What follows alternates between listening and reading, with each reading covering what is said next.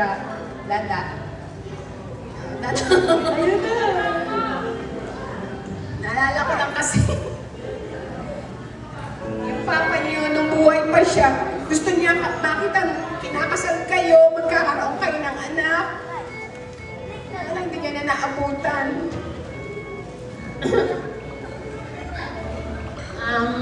Basta maging masaya kayo. Ano?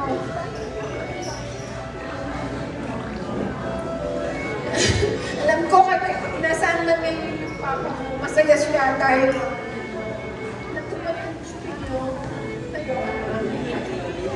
Eh, thank you, baby. Thank you. What can I say?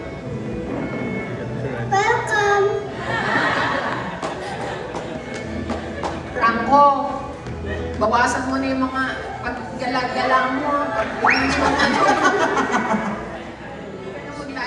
Maglalasing, hindi mo may asawa ka na, hindi ka na pinata.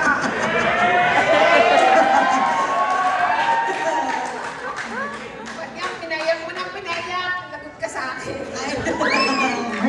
Kapapamulto kita sa papa niya.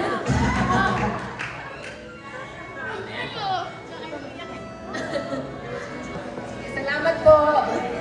Ayan, thank you so much, Mommy.